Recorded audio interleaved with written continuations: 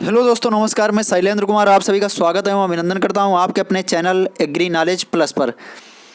दोस्तों, आज हम लोग कंटिन्यू करेंगे सफलता की उड़ान सीरीज का पार्ट 2, जिसके अंतर्गत हम लोग दोस्तों देखेंगे सामान्य अध्ययन तथा करंट से जुड़े हुए उन तमाम महत्वपूर्ण प्रश्नों को जिनकी आपकी परीक्षा में आने की प्रबल संभावना है।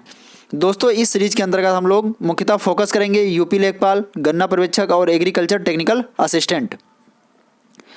ठीक है दोस्तों, तो आज के सेशन की हम लोग शुरुआत करते हैं मोटिवेशनल कोट्स के साथ।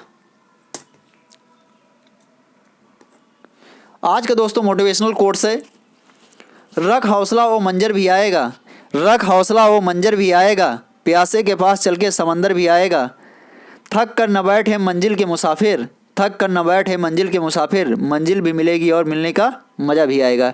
इसलिए दोस्तों हमें अपनी तैयारी को निरंतर जारी रखना है और अपनी मंजिल की ओर बढ़ते रहना है। आइए दोस्तों, इसी के साथ देखते हैं फर्स्ट क्वेश्चन जो रहा आपकी स्क्रीन पर। निम्न में कौन सा कारक भूमंडलीय ताप को बढ़ाने के लिए सबसे कम उत्तरदायी है? कोयला, ये कोयल दोस्तों यहाँ पे लिख गया है, यहाँ पे कोयला होगा, और उसके बाद पेट्रोलियम, भूतापीय ऊर्जा जिसे जियो थर्मल एनर्जी के नाम से जाना जाता है, या सीएनजी। दोस्तों आप लोग बताएंगे इसका राइट आंसर क्या होगा। जी हाँ दोस्तों, इसका राइट आंसर होगा भूतापीय ऊर्जा। क्या होगा दोस्तों? भूतापीय ऊर्जा। क्योंकि आप लोगों ने देखा होगा दोस्तों, कोयला जो होता है, कोयला में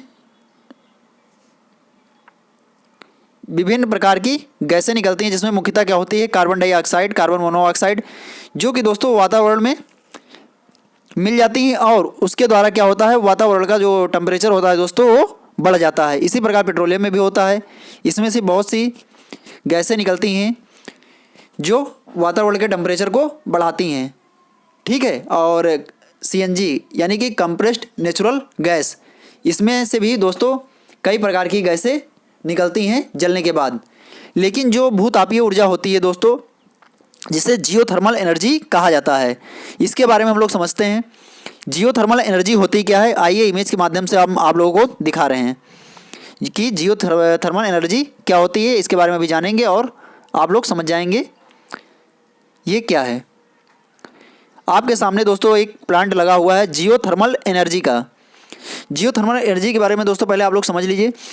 जो आप लोगों ने देखा होगा दोस्तों कि भूतापीय ऊर्जा जो होती है, ये इसकी उत्पत्ति जो होती है मुख्यतः पृथ्वी में सर्वत्र जो पाए जाने वाले दोस्तों तत्व होते हैं, जैसे यूरेनियम है, थोरियम है और पोटेशियम है। ये कहीं कहीं पर इसकी जो मात्रा होती है काफ़ी ज़्यादा होती है, और इनके आइसोटोप से जो दोस्तों विकिरण निकलती है। इसके अतिरिक्त पृथ्वी के कोर में दोस्तों जो मैग्मा होता है, मैग्मा के द्वारा पृथ्वी के अंदर का जल जो होता है दोस्तों हीट हो जाता है। हीट होकर उसकी जो जल वाष्प होती है दोस्तों वो ऊपर निकलती है।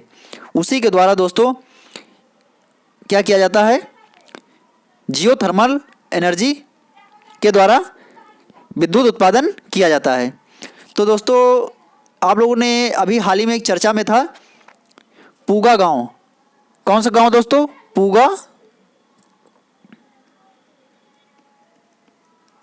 पूगा गांव जो था दोस्तों, ये कहाँ पे पड़ता है? लद्दाख में। यहाँ पे देश का पहला, ये कहाँ पे पड़ता है दोस्तों? लद्दाख में पूगा गांव। देश का पहला दोस्तों भूतापीय क्षेत्र विकास परियोजना का उद्घाटन यहीं पे दोस्तों किया गया था, जिसकी संभवतः 2022 लास्ट तक चालू होने की संभावना है। ये 3 चरणों में ये प्रक्रिया पूरी होगी। इसके द्वारा दोस्तों भूतापीय ऊर्जा के द्वारा विद्युत का उत्पादन किया जाएगा। ठीक है, आइए हम यहाँ पे समझते हैं इससे जुड़े हुए कुछ महत्वपूर्ण चीज़ें। यहाँ पे दोस्तों आप लोग देख रहे हैं, ये नीचे क्या है? सबसे नीचे है मैग्मा। ये दोस्तों क्या है? ये मैग्मा है। ये दोस्तों वाटर है जो कि हॉट हो जा रहा है, और ये चट्टाने हैं। ठीक है, और ये धरातल है ऊपर ग्रीन वाला। तो ये जो मैग्मा के द्वारा, ये सबसे नीचे मैग्मा है, उसके ऊपर हार्ड रॉक है। ये चट्टानें गर्म होती हैं, गर्म होके क्या होता है दोस्तों, ये जो वाटर होता है चट्टानों के ऊपर, ये हीट होता है। हीट होके स्टीम जो निकलती है, ये स्टीम आप लोग देख पा रहे होंगे यहाँ पे जा रही है। ठीक है, रेड कलर से ये स्टीम है। ये स्टीम जाती है टरबाइन में, टरबाइन को ये स्टीम जो होती है ये रन कराती है, जिससे क्या होता है दोस्तों, एनर्जी का उत्पादन होता है, यानी कि विद्युत का दोस्तों उत्पादन होता है। और उसके बाद ये स्टीम दोस्तों ठंडी होने के लिए कूलिंग टावर में जाती है। ये दोस्तों कूलिंग टावर लगे हुए हैं दो। कूलिंग टावर में जाने के बाद ये दोस्तों यहाँ से ठंडी होकर क्या, ये ठंडी होकर ये भूमि के अंदर दोबारा दोस्तों इस जल को भेज दिया जाता है। ये जो स्टीम होती है ठंडी होकर दोस्तों ये दोबारा भूमि के अंदर इंजेक्शन वेल के द्वारा भेज दिया जाता है। ये दोस्तों इंजेक्शन वेल है, ये इंजेक्शन वेल है। इंजेक्शन वेल के द्वारा जो स्टीम होती है दोस्तों ये ठंडी हो जाती है। ठंडी होने के बाद दोस्तों इसे भूमि के अंदर दोबारा इस जल को भेज दिया जाता है। ठीक है, तो ये होता है दोस्तों जियोथर्मल एनर्जी। इसके द्वारा जो होता है दोस्तों भूमंडलीय जो टेम्परेचर होता है वो नहीं बढ़ता है। ये चीज़ आप लोग ध्यान रखेंगे। ठीक है, काफ़ी इंपॉर्टेंट है। और एक क्वेश्चन दोस्तों इस तरह से भी पूछा जाता है कि तप्त भौम जल से किस प्रकार की ऊर्जा प्राप्त होती है। तप्त भौम जल से किस प्रकार की ऊर्जा प्राप्त होती है, तो दोस्तों इसका राइट आंसर क्या होगा, भूतापीय ऊर्जा। इसमें जो ऑप्शंस आए थे दोस्तों, ये क्वेश्चन जो पूछा गया था एग्जाम में, तो उसमें ऑप्शंस थे जल विद्युत ऊर्जा, सौर ऊर्जा, भूतापीय ऊर्जा, नाभिकीय ऊर्जा।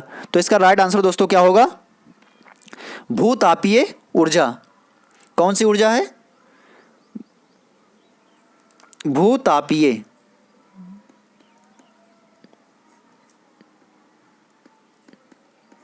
तो आप लोग ध्यान रखेंगे। ठीक है, काफ़ी इंपॉर्टेंट है। आइए आगे बढ़ते हैं और नेक्स्ट क्वेश्चन हम लोग देखते हैं। नेक्स्ट क्वेश्चन आपकी स्क्रीन पर, पुडुचेरी का सबसे बड़ा जिला कौन सा है, कराईकल, यनम, माहे, पांडिचेरी। दोस्तों आप लोग बताएंगे इसका राइट आंसर क्या होगा, कराईकल, यनम, पांडिचेरी। बताइए इसमें से राइट आंसर क्या होगा। दोस्तों इसका राइट आंसर होगा पांडिचेरी। इसी के नाम पर दोस्तों, इसी के नाम पर इसका नाम दोस्तों क्या पड़ा है, पुडुचेरी पड़ा है। दोस्तों इस केंद्र शासित प्रदेश की सबसे खास बात ये है कि ये दोस्तों 4 भागों में बटा हुआ है। जो इसकी लोकेशन है दोस्तों पुडुचेरी की, पुडुचेरी मतलब दोस्तों कोई एक स्थान पर पूरा नहीं है, क्योंकि ये 4 भागों में बटा हुआ है। इसके 2 भाग जो हैं पुडुचेरी और कराईकल, ये आप लोग देख पा रहे होंगे, ये पुडुचेरी है और ये कराईकल है। ये दोस्तों तमिलनाडु में है। और इसका जिला, तीसरा जिला माहे, जो कि केरल में पड़ता है। और एक नेक्स्ट जिला है दोस्तों जो कहाँ पर पड़ता है, आंध्र प्रदेश में। इन 4 जिलों से मिलकर दोस्तों क्या बना हुआ है, पुडुचेरी बना हुआ है। तो ये भी आप लोग ध्यान रखेंगे कि इनके जो जिले हैं दोस्तों कहाँ कहाँ पड़ते हैं, तमिलनाडु, केरल और आंध्र प्रदेश। यनम है जो आंध्र प्रदेश में पड़ता है, माहे जिला केरल में पड़ता है, और कराईकल और पुडुचेरी ये दोस्तों 2 जिले कहाँ पे पड़ते हैं, तमिलनाडु में पड़ते हैं। इन 4 जिलों से मिलकर क्या बना हुआ है, ये पुडुचेरी बना हुआ है। और इसका सबसे बड़ा जिला जो है दोस्तों पांडिचेरी है, इसी के नाम पर इसका नाम पुडुचेरी पड़ा है। तो आप लोग ध्यान रखेंगे, काफ़ी इंपॉर्टेंट है। ठीक है, आइए आगे बढ़ते हैं और नेक्स्ट क्वेश्चन हम लोग देखते हैं।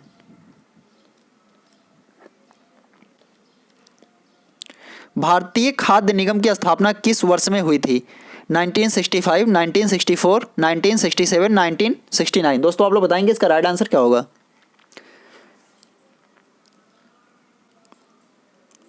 जी हाँ दोस्तों, इसका राइट आंसर होगा 1965, 1965। भारतीय खाद्य निगम की स्थापना 1965 में होती है दोस्तों। और जो एक्ट था, किस एक्ट के तहत होती है, 1964 के एक्ट के तहत इसकी स्थापना होती है। 1964 के एक्ट के तहत 1965 में दोस्तों भारतीय खाद्य निगम की स्थापना होती है।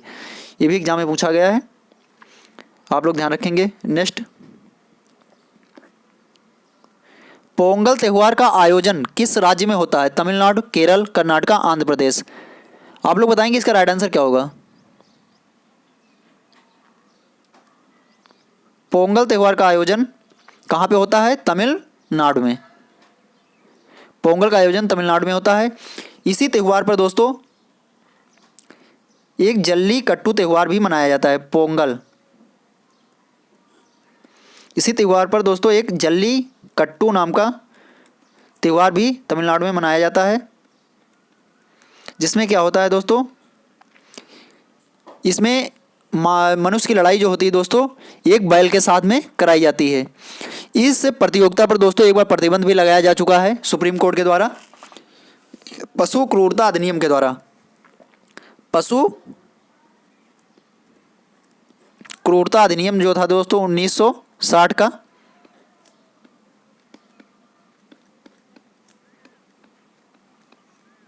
पशु क्रूरता अधिनियम 1960 के द्वारा दोस्तों इस पे प्रतिबंध भी लगाया गया था। ठीक है।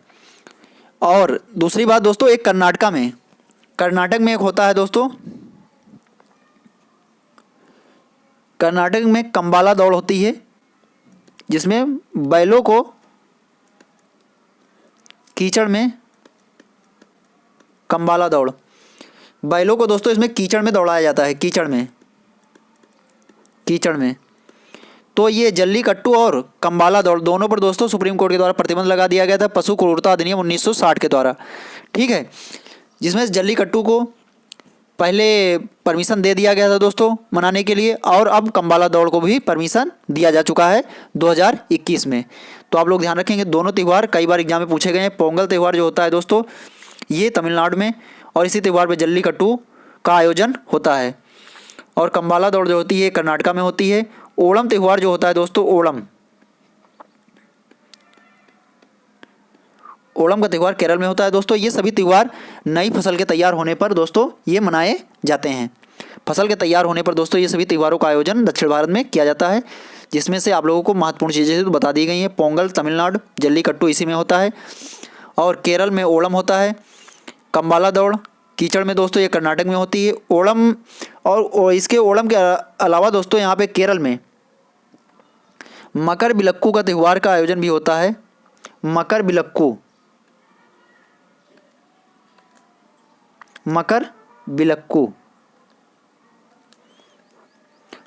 त्यौहार का आयोजन होता है कहाँ पे दोस्तों, सबरीमाला मंदिर में।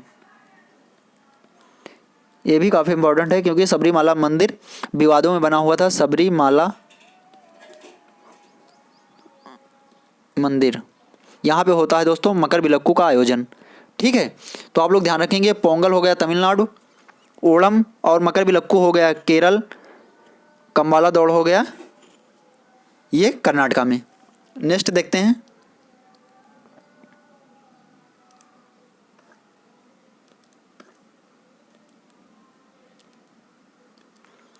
केंद्र शासित प्रदेश लक्षद्वीप की राजधानी क्या है? दमन, कवारत्ती, पोर्ट ब्लेयर, पांडिचेरी। दोस्तों आप लोग बताएंगे इसका राइट आंसर क्या होगा।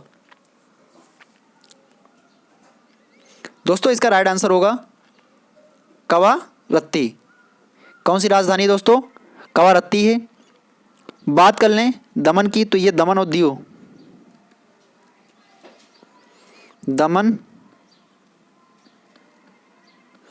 दमन दीव की राजधानी क्या है दोस्तों? दमन है। अंडमान निकोबार द्वीप की राजधानी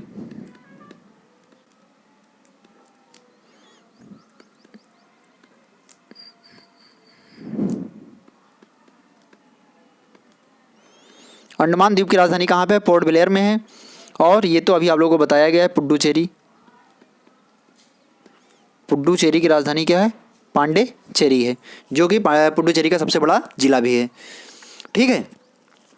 और ये जो लक्षद्वीप होता है इसकी लोकेशन की बात करें तो कहाँ पे पड़ता है दोस्तों? लक्षद्वीप कहाँ पे पड़ता है? लक्षद्वीप अरब सागर में।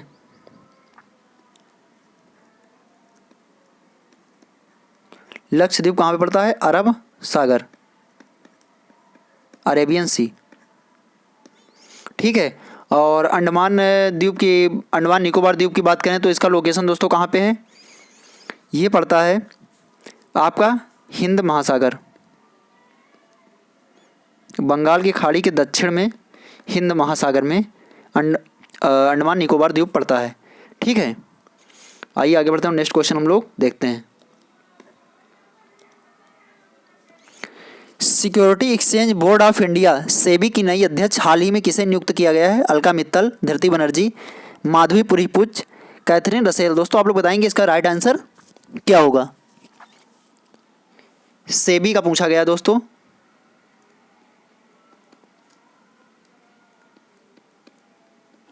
सेबी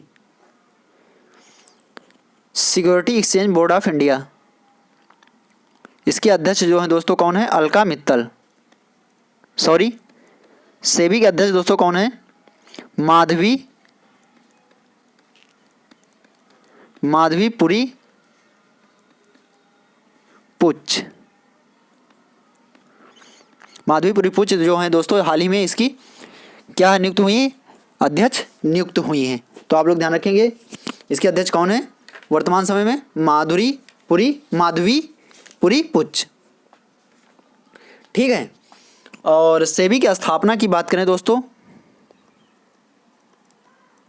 सेबी की स्थापना कब होती है? 1988 में होती है। एक्ट कब का है दोस्तों? एक्ट है 1992 का। स्थापना 1988 है, एक्ट है 1992 का। और इसका मुख्यालय जो है हेडक्वार्टर दोस्तों कहाँ पे है? इसका हेडक्वार्टर है मुंबई में। कार्य दोस्तों इसका क्या होता है सेबी का? ये भी आप लोग नोट कर लीजिए। सेबी का कार्य क्या होता है? शेयर मार्केट पर नियंत्रण, शेयर मार्केट पर नियंत्रण करना इसका कार्य होता है। ठीक है। धरती बनर्जी किसकी अध्यक्ष हैं दोस्तों वर्तमान समय में? ZSI,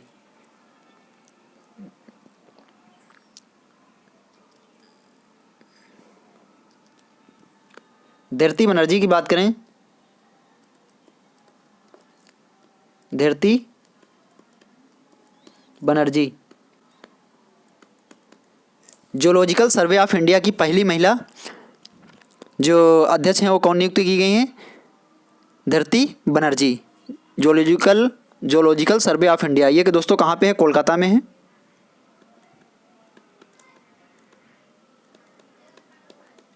पहली महिला अध्यक्ष कौन नियुक्त किया गया? किसे नियुक्त किया गया दोस्तों? धरती बनर्जी को नियुक्त किया गया है।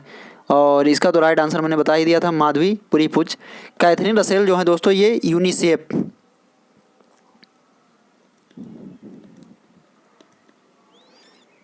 यूनिसेफ की अध्यक्ष,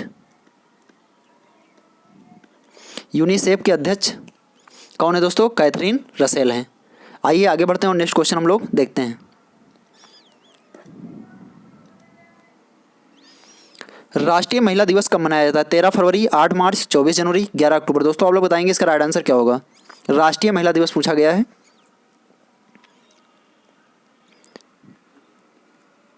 राष्ट्रीय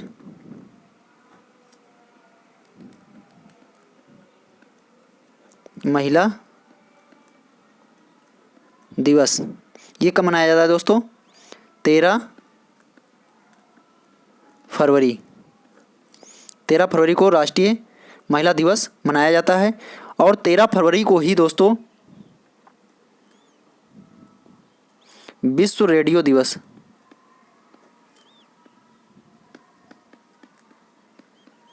ये भी एग्जाम में पूछा गया, विश्व रेडियो दिवस मनाया जाता है। ठीक है। और इसकी थीम क्या थी दोस्तों 2021 में? सॉरी 2022 में इसकी थीम क्या थी? थीम थी इसकी अब की बार 2022 में radio and trust, radio and trust यानी कि रेडियो और विश्वास, ये इसकी थीम थी। और यहाँ पे दोस्तों बात कर लें 8 मार्च को, 8 मार्च को क्या मनाया जाता है? अंतर्राष्ट्रीय महिला दिवस। अंतर्राष्ट्रीय महिला दिवस कब मनाया जाता है? ये 8 मार्च को मनाया जाता है। और 10 मार्च को दोस्तों 10 मार्च को अंतर्राष्ट्रीय महिला न्याय दिवस मनाया जाता है। अंतर्राष्ट्रीय महिला न्याय दिवस दोस्तों 10 मार्च को मनाया जाता है। 24 जनवरी की बात कर ली जाए दोस्तों, 24 जनवरी को बताइए किसका आयोजन होता है? 24 जनवरी को क्या मनाया जाता है? 24 जनवरी को राष्ट्रीय बालिका दिवस, राष्ट्रीय बालिका दिवस कब मनाया जाता है? ये 24 जनवरी को मनाया जाता है। और यहीं पे अंतर्राष्ट्रीय बालिका दिवस की बात करें, अंतर्राष्ट्रीय बालिका दिवस, अंतर्राष्ट्रीय बालिका दिवस का आयोजन कब होता है? 11 अक्टूबर को होता है। तो एक बार दोबारा सुन लीजिए दोस्तों आप लोग, राष्ट्रीय महिला दिवस का आयोजन 13 फरवरी को होता है और 13 फरवरी को विश्व रेडियो दिवस मनाया जाता है। इसकी थीम और 2022 की क्या थी? Radio and trust. आप लोग ध्यान रखेंगे। अंतर्राष्ट्रीय महिला दिवस कब मनाया जाता है? ये 8 मार्च को मनाया जाता है। 10 मार्च को अंतर्राष्ट्रीय महिला न्याय दिवस मनाया जाता है। राष्ट्रीय बालिका दिवस की बात करें तो राष्ट्रीय बालिका दिवस जो होता है ये 24 जनवरी को मनाया जाता है और अंतर्राष्ट्रीय बालिका दिवस 11 अक्टूबर को मनाया जाता है। राष्ट्रीय बालिका दिवस जो होता है दोस्तों ये 13 फरवरी को जो मनाया जाता है। राष्ट्रीय महिला दिवस ये दोस्तों जो भारत की पहली महिला राज्यपाल थी सरोजिनी नायडू, उनके जन्म दिवस पर इसका आयोजन किया जाता है। सरोजिनी नायडू के जन्म दिवस पर राष्ट्रीय महिला दिवस 13 फरवरी को मनाया जाता है। आइए आगे बढ़ते हैं और नेक्स्ट क्वेश्चन देखते हैं। ये सभी एग्जाम में पूछे गए हैं, आप लोगों को एक जगह बता दिए गए हैं, आप लोग नोट डाउन कर सकते हैं।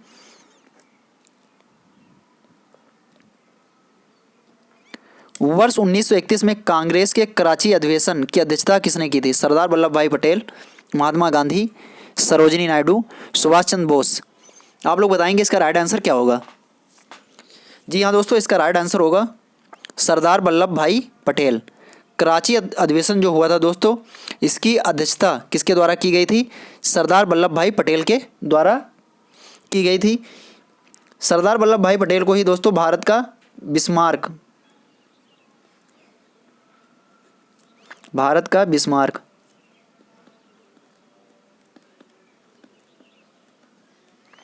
भारत का बिस्मार्क भी कहा जाता है और इन्हें सरदार की उपाधि जो दी थी दोस्तों, ये भी एग्जाम में पूछा गया है। सरदार की उपाधि 1928 में बरदौली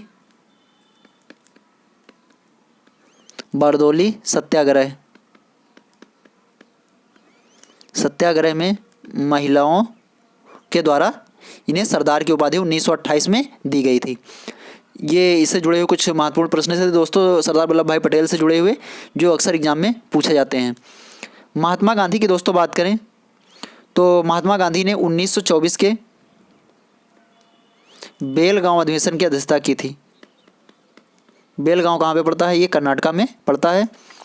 बेलगांव अधिवेशन की अध्यक्षता महात्मा गांधी ने की थी। 1925 के कानपुर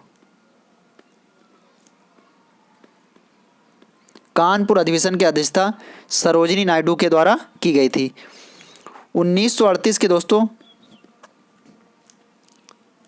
हरिपुरा, ये गुजरात में पड़ता है, हरिपुरा अधिवेशन की अध्यक्षता सुभाष चंद्र बोस की द्वारा की गई थी। दोस्तों यहाँ पे एक महत्वपूर्ण चीज़ है, 1939 का चुनाव जो था दोस्तों, उसमें भी अध्यक्ष सुभाष चंद्र बोस जी को ही चुना गया था, लेकिन इनके विपक्ष में दोस्तों एक लोग खड़े थे, पटाभी सीतारमैया जी, जो कैंडिडेट थे दोस्तों, पसंदीदा कैंडिडेट थे महात्मा गांधी के, लेकिन महात्मा गांधी के जो कैंडिडेट थे पटाभी सीतारमैया, वो सुभाष चंद्र बोस के आगे चुनाव हार जाते हैं, जिससे क्या होता है दोस्तों, एक बड़ा परिवर्तन होता है और गांधी जी काफ़ी नाराज़ हो जाते हैं। उसके बाद दोस्तों सुभाष चंद्र बोस 1939 में ही त्रिपुरी अधिवेशन जो हुआ था दोस्तों, यहाँ पे क्या करते हैं, अपने पद से इस्तीफा दे देते हैं और इनके स्थान पर डॉक्टर राजेंद्र प्रसाद को दोस्तों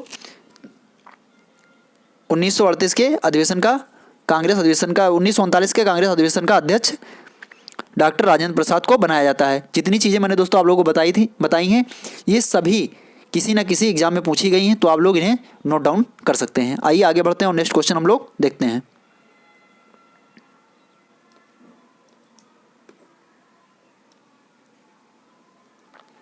रेलवे बोर्ड का नया अध्यक्ष किसे नियुक्त किया गया है? विनय कुमार त्रिपाठी, सीलवर्धन, अतुल कारवाल, जी अशोक कुमार। दोस्तों आप लोग बताएंगे इसका राइट आंसर क्या होगा? जी हाँ, बिल्कुल सही, इसका राइट आंसर होगा विनय कुमार त्रिपाठी। सीलवर्धन जो हैं ये किसके महानिदेशक हैं? CISF, central industrial security force CISF के महानिदेशक।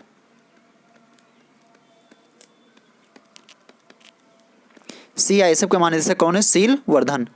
Central industrial security force Atul Karwal. NDRF national disaster reserve police force, ये NDRF के जो नेशनल डिजास्टर रिजर्व फोर्स जो है दोस्तों, इसके जो महानिदेशक हैं वो कौन हैं? ये अतुल कारवाल हैं। G अशोक कुमार, इन्हें अभी हाल ही में क्या नियुक्त किया गया दोस्तों? G अशोक कुमार को बताइए इनके बारे में। G अशोक कुमार कौन है? G अशोक कुमार, इन्हें पहला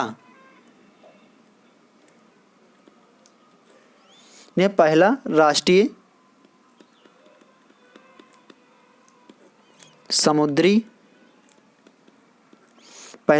समुद्री समन्वयक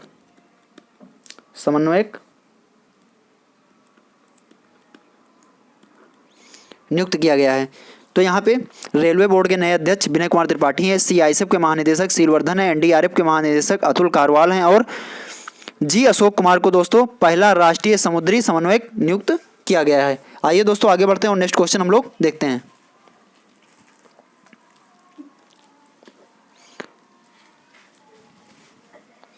निम्न राज्यों में सबसे बड़ी तटीय सीमा किस राज्य की है? गुजरात, आंध्र प्रदेश, तमिलनाडु, महाराष्ट्र। आप लोग बताएंगे इसका राइट आंसर क्या होगा। सबसे पहले दोस्तों आप लोग ये बताइए कि भारत के कितने राज्य जो हैं वो समुद्र से तटीय सीमा बनाते हैं। राज्यों की बात की गई है तो कुल राज्य होंगे, कुल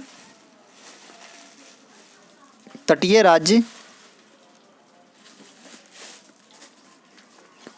राज्य कितने हैं? 9। कितने हैं दोस्तों? 9। जिसमें से कौन कौन सा है आप लोग नोट डाउन कर सकते हैं।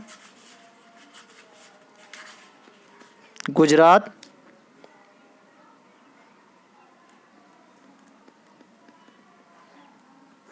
महाराष्ट्र, गोवा,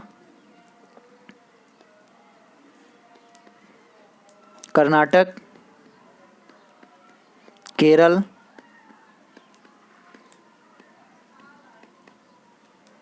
तमिलनाडु, उड़ीसा और पश्चिम बंगाल। 1 2 3 4 5 6 7 8। एक यहाँ पे मिस हो रहा है, बताइए कौन सा? आंध्र प्रदेश। आंध्र प्रदेश, ये हो गए 9 राज्य, ठीक है, जो समुद्र से तटीय सीमा बनाते हैं। अब हम बात कर लेते हैं, इसमें पूछा गया सबसे लंबी तटीय सीमा किसकी है? सबसे लंबी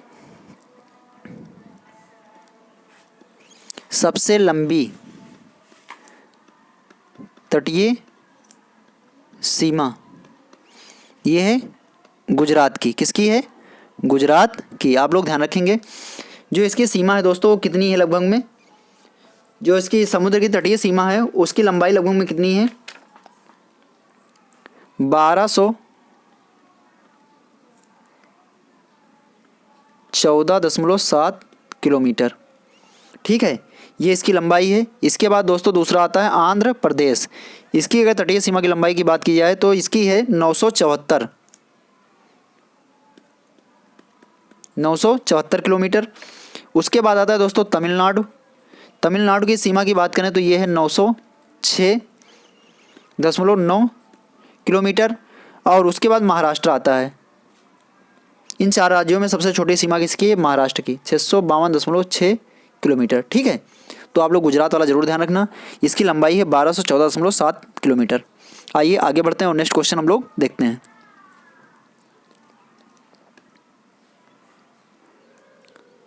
ICC women cricket of the year किसे घोषित किया गया है? स्मृति मंदाना, मिताली राज, झूलन गोस्वामी, प्रीति पटेल। दोस्तों आप लोग बताएंगे इसका राइट आंसर क्या होगा? जी हाँ, बिल्कुल सही, इसका राइट आंसर होगा स्मृति मंदाना। स्मृति मंदाना को ICC women cricketer of the year घोषित किया गया है। और मिताली राज और स्मृति मंदाना दोस्तों ये सबसे अधिक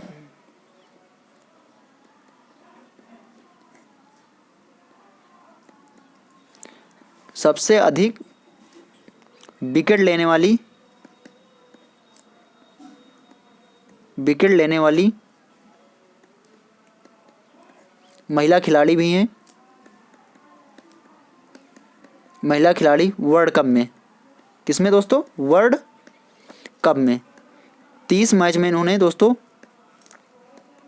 39 विकेट लिए हैं। मिताली राज की बात करें दोस्तों, सबसे अधिक रन बनाने वाली, सबसे अधिक वर्ल्ड कप खेलने वाली, ये भी नोट कर लीजिए, वर्ल्ड कप खेलने वाली कौन है? ये इनका जो न्यूजीलैंड में इस समय महिला वर्ल्ड कप चल रहा है दोस्तों, इनका ये छठा वर्ल्ड कप है जो न्यूजीलैंड में वर्तमान समय में चल रहा है। और सबसे अधिक रन बनाने वाली भी मिताली राज है महिला खिलाड़ियों में। ठीक है, झूलन गोस्वामी की बात की जाए तो झूलन गोस्वामी के बारे में बताइए दोस्तों, ये भी इम्पोर्टेंट है।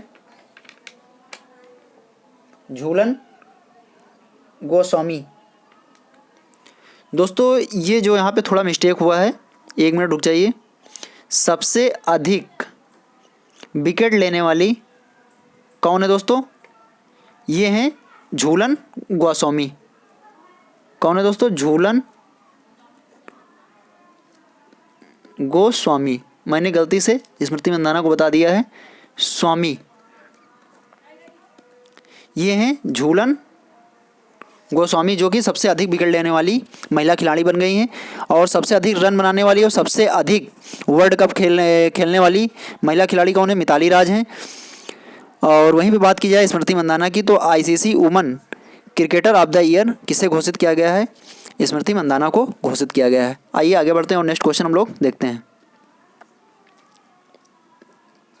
नेक्स्ट क्वेश्चन, उपराष्ट्रपति के द्वारा जनवरी 2022 में कहां पर कला एवं विज्ञान महाविद्यालय का उद्घाटन किया गया है? लक्षद्वीप, अंडमान निकोबार, दिल्ली, गोवा। आप लोग बताएंगे इसका राइट आंसर क्या होगा?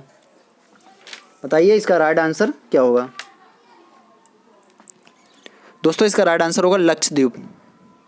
कहां पे? यहां पे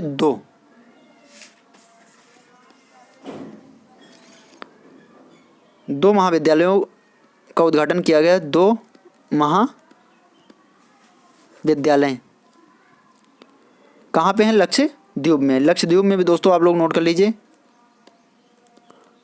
कडमाट एवं आंद्रोथ द्वीप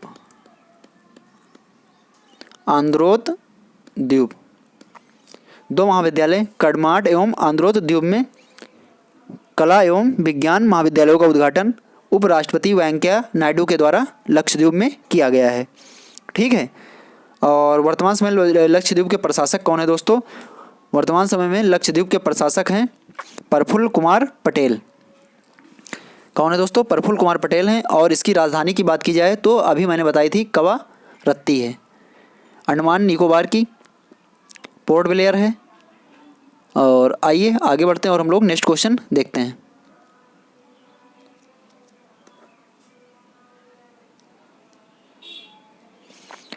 इंडिया स्ट्रगल पुस्तक के लेखक कौन है? नेताजी सुभाष चंद्र बोस, बाल गंगाधर तिलक, महात्मा गांधी, डॉक्टर राजेंद्र प्रसाद। आप लोग बताएंगे इसका राइट आंसर क्या होगा?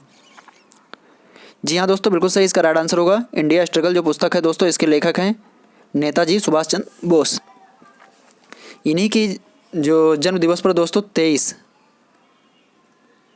जनवरी को पराक्रम दिवस मनाए जाने की घोषणा भी इस वर्ष की गई है।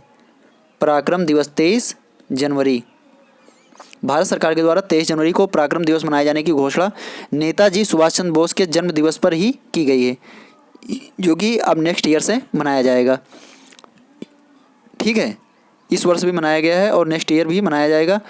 यानी कि अब 23 जनवरी को दोस्तों पराक्रम दिवस के रूप में मनाया जाएगा।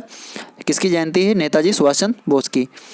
बाल गंगाधर तिलक, इनकी कोई पुस्तक बताइए जो अक्सर दोस्तों एग्जामों में पूछी जाती है। बाल गंगाधर तिलक जो कई बार एग्जामों में पूछी गई हैं, उसमें से एक पुस्तक का नाम बताइए।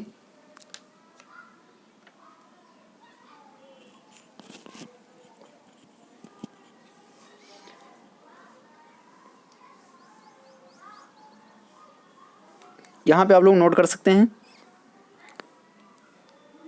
महात्मा गांधी की दोस्तों है हिंद स्वराज।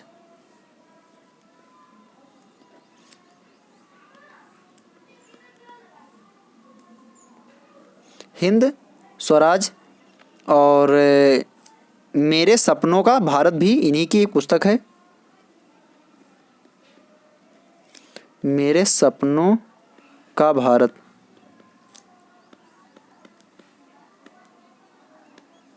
हिंद स्वराज और मेरे सपनों का भारत, ये कई बार एग्जाम में पूछी गई हैं, जो कि किसकी लिखी हैं, किसके द्वारा लिखी गई हैं? महात्मा गांधी के द्वारा लिखी गई हैं। ठीक है, और वहीं पे बात करें बाल गंगाधर तिलक की, तो इनकी एक प्रसिद्ध पुस्तक का नाम है गीता रहस्य। गीता रहस्य, ये कई बार एग्जाम में पूछी गई है। डॉक्टर राजेंद्र प्रसाद की बात करें तो इनकी प्रसिद्ध पुस्तक है इंडिया डिवाइडेड। India divided. ठीक है, तो आप लोग ध्यान रखेंगे। इंडिया स्ट्रगल जो है नेताजी सुभाष चंद्र बोस की है। India divided doctor Rajendra Prasad की है। हिंद स्वराज और मेरे सपनों का भारत ये महात्मा गांधी की हैं।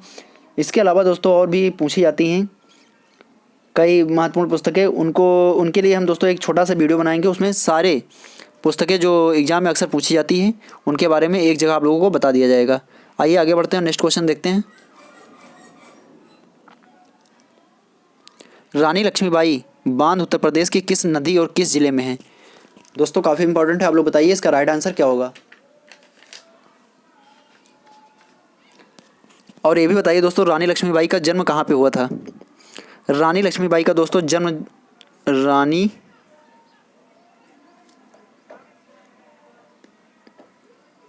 लक्ष्मीबाई का जन्म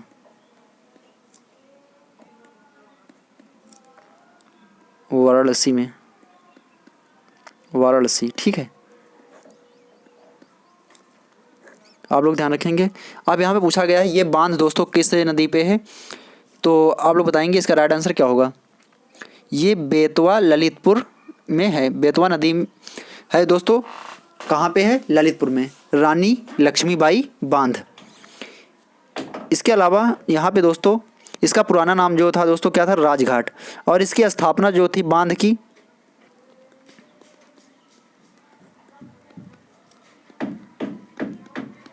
ये काफ़ी पुराना बांध है दोस्तों। इसकी स्थापना 1958 में कब की गई थी? 1958 में। और ये 46 मीटर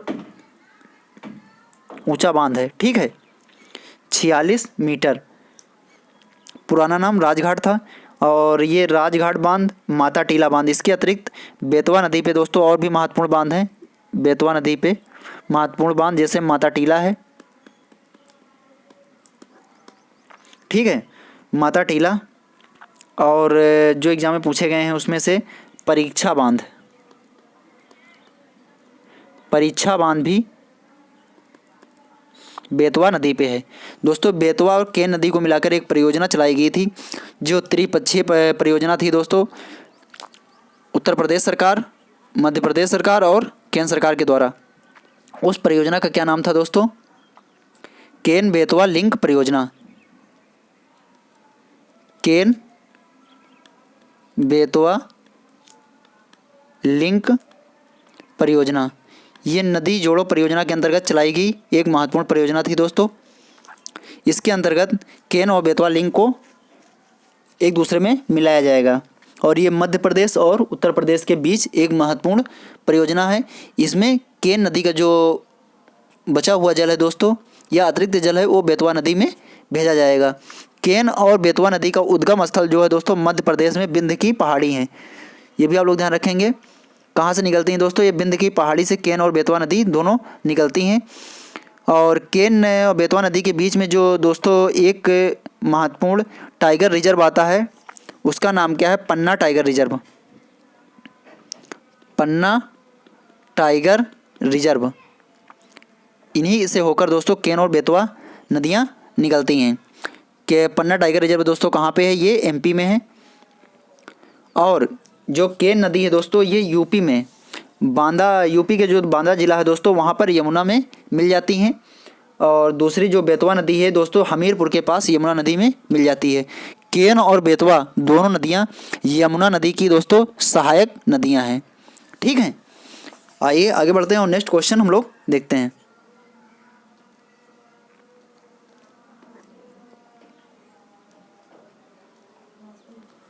विश्व का सबसे बड़ा हिंदू मंदिर अंगकोर वाट किसको समर्पित? भगवान विष्णु, भगवान शिव, भगवान ब्रह्मा, सूर्य देवता। दोस्तों आप लोग बताएंगे इसका राइट आंसर क्या होगा? दोस्तों पहले बताइए ये मंदिर है कहाँ पे? अंगकोर वाट विश्व का सबसे बड़ा हिंदू मंदिर है दोस्तों अंगकोर वाट। ये कहाँ पे? कंबोडिया में।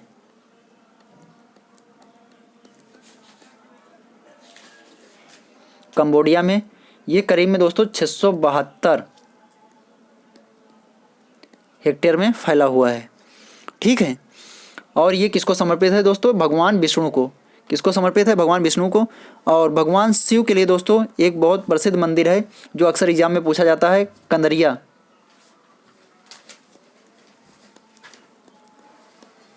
कंदरिया का महादेव मंदिर। कंदरिया का महादेव मंदिर जो कि कहाँ है? खजुराहो।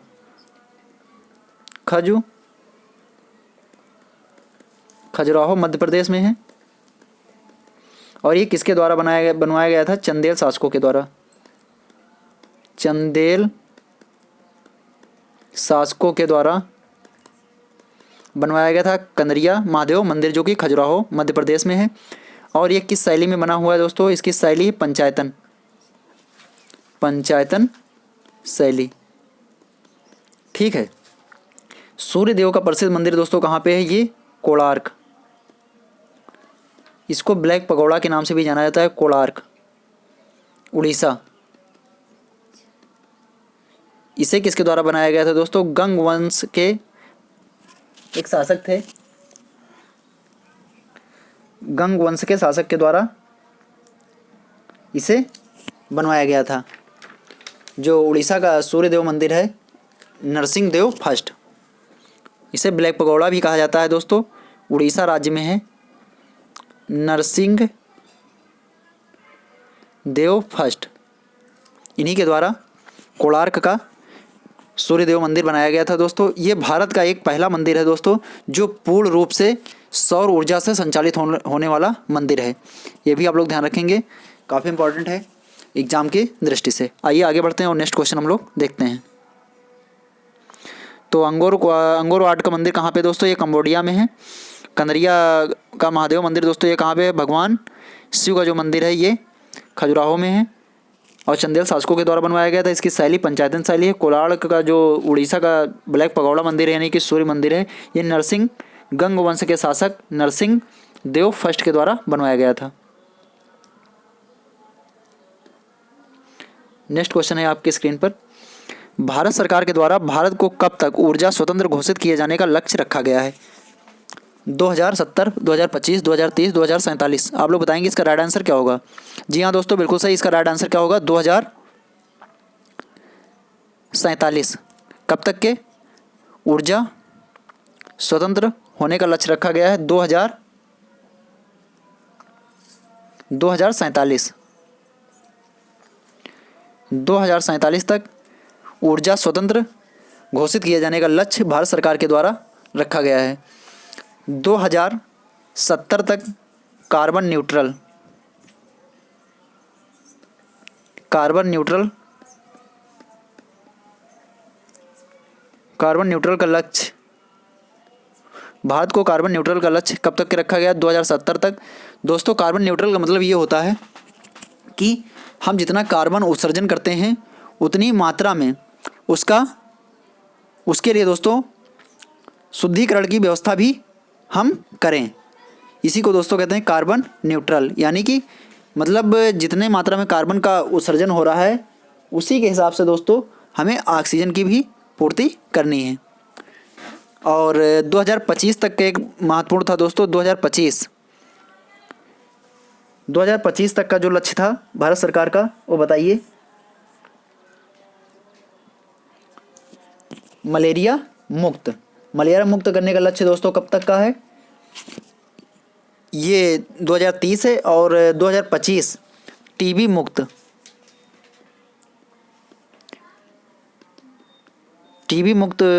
करने का लक्ष्य जो है दोस्तों भारत में ये 2025 है। और विश्व में अगर बात की जाए टीबी मुक्त करने का लक्ष्य 2030 है। और 2030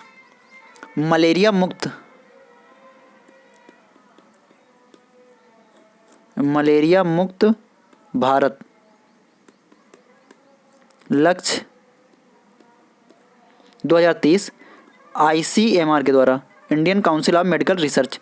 वैसे दोस्तों ICMR Indian council of medical research के द्वारा बताया गया था कि 2027 तक हम मलेरिया को समाप्त कर देंगे, लेकिन इसे जड़ से समाप्त करने में हमें 2030 तक का समय चाहिए। ठीक है, तो मलेरिया मुक्त का लक्ष्य जो है 2030 है। कार्बन न्यूट्रल होने का लक्ष्य जो है भारत का 2070 है। वहीं पे बात कर ली जाए ऊर्जा स्वतंत्र होने का लक्ष्य जो रखा गया भारत सरकार के द्वारा 2047 है। और टीबी मुक्त होने का लक्ष्य 2025 है। ये सभी इंपॉर्टेंट हैं, कई बार कई एग्जाम में पूछे गए हैं, तो आप लोग ध्यान रखेंगे। आइए आगे बढ़ते हैं और नेक्स्ट क्वेश्चन हम लोग देखते हैं।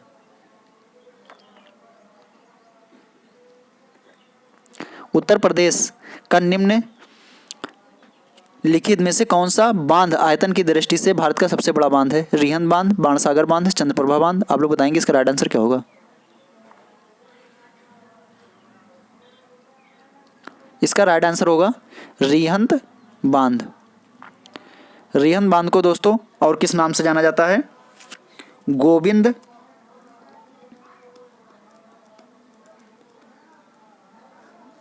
बल्लभ पंत सागर। इसी को दोस्तों गोविंद बल्लभ पंत सागर के नाम से जाना जाता है। और ये किस नदी पे दोस्तों बना हुआ है? ये किस नदी पे बना हुआ है? रिहंद नदी पे बना हुआ है। रिहंद नदी पे गोविंद बल्लभ पंत सागर, ये सबसे बड़ी कृत्रिम झील भी है, तो आप लोग ध्यान रखेंगे गोविंद बल्लभ पंत सागर कहाँ पे बना हुआ है? रिहंद नदी पे।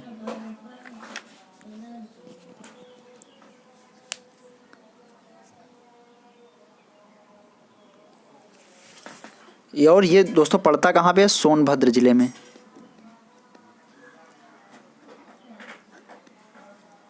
सोनभद्र जिले में,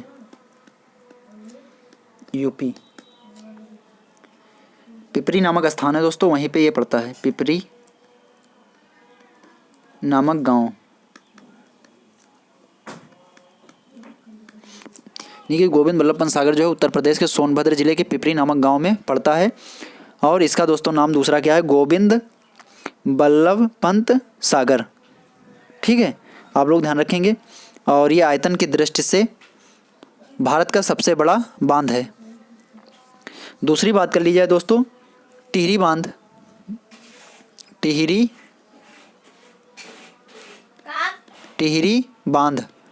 बांध दोस्तों कहाँ पे है? ये यूके में है, यानी कि उत्तराखंड में। और ये भागीरथी नदी पे। किस नदी पे? भागीरथी। कहाँ पे है? भागीरथी नदी पे। भारत का सबसे ऊंचा बांध है, भारत का सबसे ऊंचा बांध है। और भारत का सबसे लंबा बांध कौन सा है दोस्तों? भारत का सबसे लंबा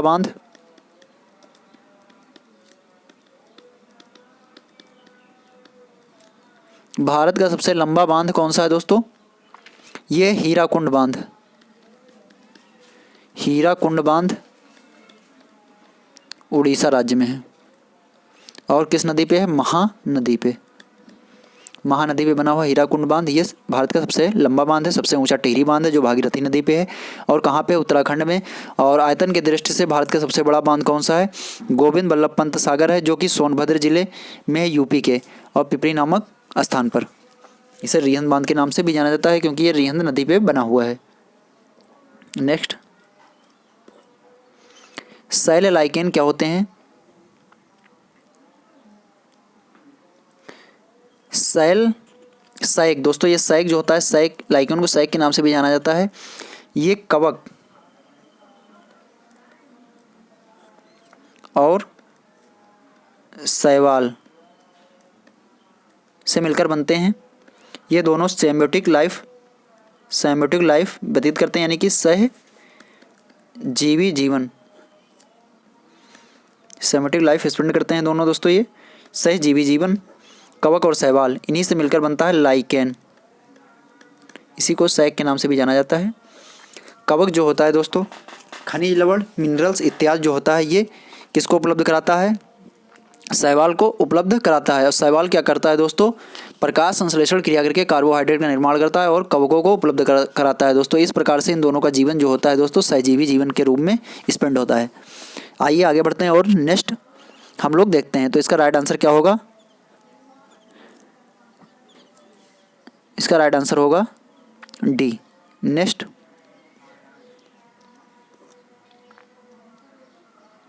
विश्व वानिकी दिवस कब मनाया जाता है? 3 मार्च, 5 दिसंबर, 5 जून, 21 मार्च। दोस्तों इसका राइट आंसर क्या होगा? 21 मार्च। विश्व वानिकी दिवस 21 मार्च को मनाया जाता है। 3 मार्च को विश्व वन्य जीव दिवस, विश्व वन्य जीव दिवस 3 मार्च को मनाया जाता है। 5 दिसंबर को विश्व मृदा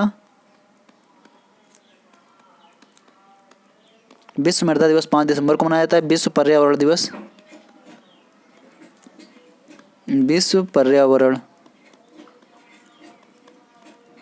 5 जून को मनाया जाता है। 21 मार्च को दोस्तों विश्व वानिकी दिवस के रूप में मनाया जाता है। Next,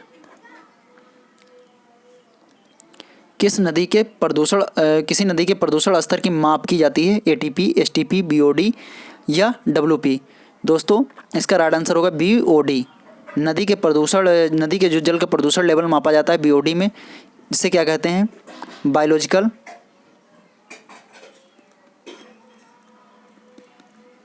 oxygen demand. Biological oxygen demand दोस्तों, जिस जल का जितना भी अधिक बायोलॉजिकल ऑक्सीजन डिमांड होगा दोस्तों, वो उतना ही प्रदूषित जल होगा। क्योंकि दोस्तों प्रदूषण के कारण क्या होता है? जल में दोस्तों ऑक्सीजन की मांग बढ़ जाती है। इसलिए इसमें बताया गया दोस्तों कि जो जितना अधिक बायोलॉजिकल ऑक्सीजन डिमांड की वैल्यू होगी दोस्तों, जल उतना ही अधिक प्रदूषित होगा, और जितना कम होगी जल उतना ही शुद्ध होगा। ठीक है, आइए आगे बढ़ते हैं और नेक्स्ट क्वेश्चन देखते हैं। CNG ईंधन के रूप में किसमें इस्तेमाल होती है? Compressed natural gas. CNG मुख्य घटक मीथेन। मुख्य घटक इसमें क्या होता है? मीथेन होता है। वाहनों में, उद्योगों में, खाना बनाने में, वाहनों उद्योग दोनों में दोस्तों इसका प्रयोग, CNG का कंप्रेस्ड नेचुरल गैस का प्रयोग दोनों में किया जाता है, वाहनों एवं उद्योगों में। ठीक है, तो दोस्तों ये लास्ट क्वेश्चन था आप लोगों का। यदि आप लोगों को क्लास पसंद आई हो तो प्लीज़ इसे लाइक करना। यदि आप नए हैं तो चैनल को सब्सक्राइब करना, और ज़्यादा से ज़्यादा अपने दोस्तों को इसे शेयर करना। और दोस्तों ये जो क्वेश्चंस आप लोगों को कराए गए हैं, ये काफ़ी इंपॉर्टेंट क्वेश्चंस हैं, और ये आपके एग्ज़ाम में काफ़ी हेल्पफुल साबित होंगे। तो दोस्तों आज के सेशन में यहीं तक। Thank you, thanks for watching.